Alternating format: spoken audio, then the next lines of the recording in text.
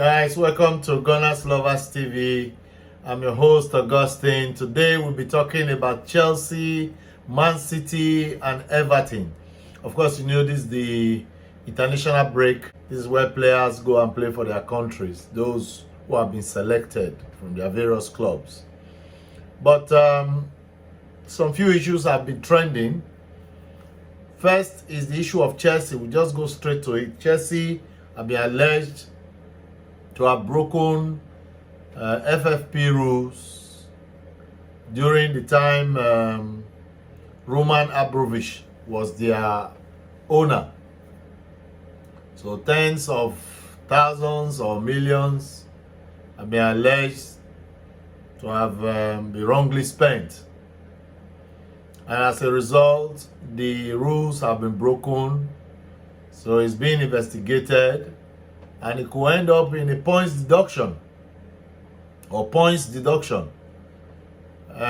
other punishments as the Premier League board or so in charge of investigation deem fit. So now, what are the implications? Todd Bowley, it did not happen in his time. With Chelsea just be able to swallow what they did not eat, Todd Bowley and his crew, after spending so much. You can imagine if there are points deduction and it doesn't come now, it comes towards the end of the season, and they miss out on first four. Because at this stage now, we can't be saying they are thinking of winning the title, because you have to at least try and top the table before you can even think of winning the title. So what could have gone wrong during Abramovich's time?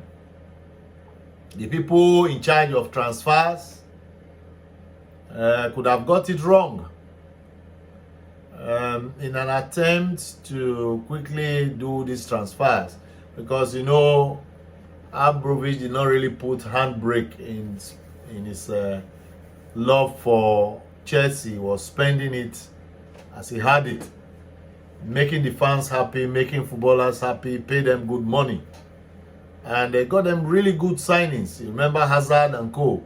During that time, we're playing for Chelsea. You know, Drogba, all these big names they had before. You know, Czech, the goalkeeper, who was in his prime then. So we are going to be watching what but we will open a microscope to look further now as we go into Man City's own, which is about 100 alleged offenses. Now, this Chelsea offense is not up to 100, and the bells are already ringing. So what is responsible for Man City now not being charged fully, not being the judgment not coming out? What is responsible for the delay is what is in everybody's lips. It's what we are, as football lovers or fans, are just imagining. What could have delayed the judgment if the people have few offenses are being hammered like this?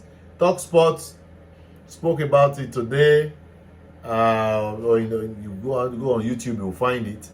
Look, every media, every person that's opportune to talk about sports, especially football, knows about this Chelsea's issue now.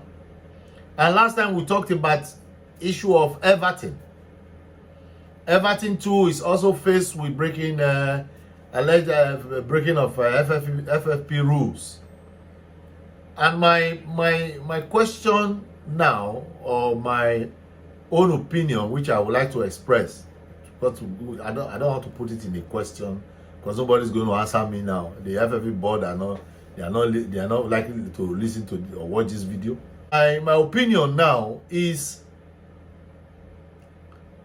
having been faced with this situation, what are the implications for these three clubs? One, the football implication. Two, the financial implication. Then three, what is the implications regarding their fans? For instance, how would Everton fans feel if they deduct points from them and Man City is still there, who has more than enough to chew alleged offenses, and their own has not been decided? So how will Chelsea fans feel, especially Toboli and his crew, for an offense that happened outside this era? Why was this thing not detected when Abramovich was still there, so that he can be the one to carry the punishment? Now another new owner has come. It took so long to identify this now, and the man has pumped in so much money. We're talking of about almost £1 billion pounds in buying players. Almost bought a whole team. And now you want to either punish the club for like deduction of points or fine or whatever.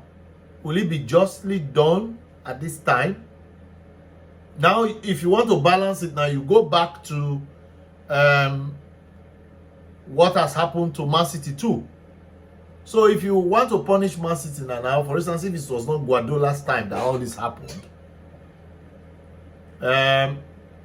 will it be fair to say you now start deducting points now that it was not this time it happened? Or it will be fair to just say, okay, you remove the titles that they've won. Whoever took second should take the title. Or if it was not,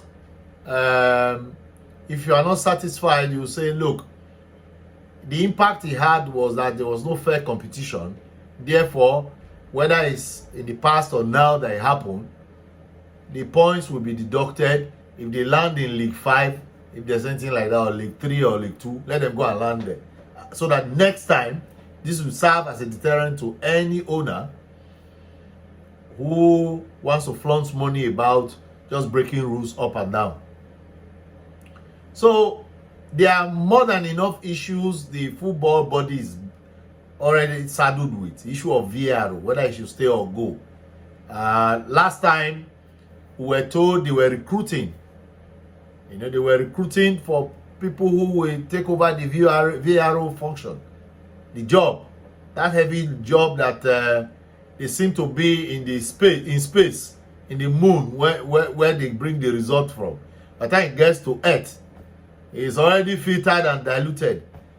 Sometimes you hear there's audio or leaked audio. Sometimes you don't hear. You hear that former referees are the ones trying to help us interpret. Or sometimes on the program, an interpretation given on television on what their decision was. You see. So this kind of situation is already being experienced by the football body, the Premier League board. So what we want now is a quick resolution to all these alleged offenses. You see, quick resolution to all these alleged offenses, and it should be done in such a way that everybody will be satisfied that it was justly done, and it acts as a deterrent. But I will not, for one, as my opinion, find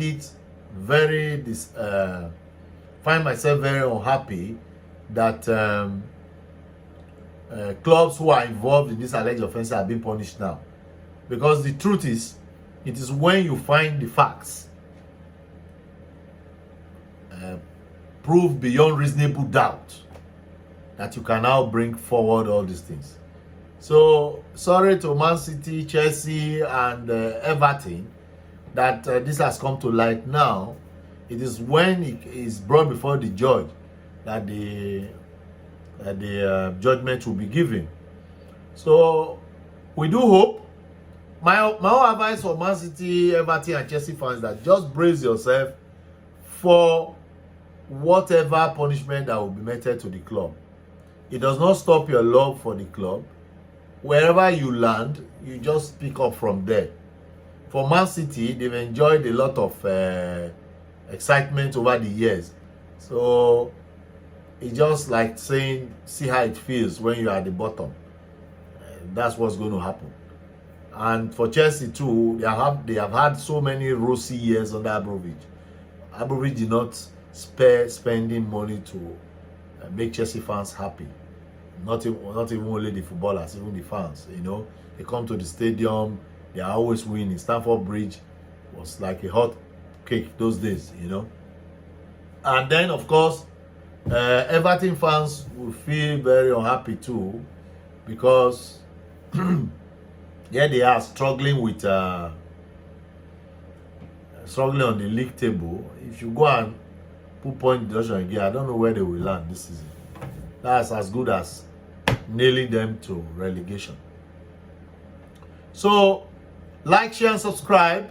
We're going to leave this issue now and hope that the resolution of the matter will come out very soon. Like, share, and subscribe. Do not walk past. This is GunnersLoversTV. I'm your host, Augustine. I'll see you next time. We love you on this channel. Jesus Christ loves you. And I'll see you on our next video. Bye.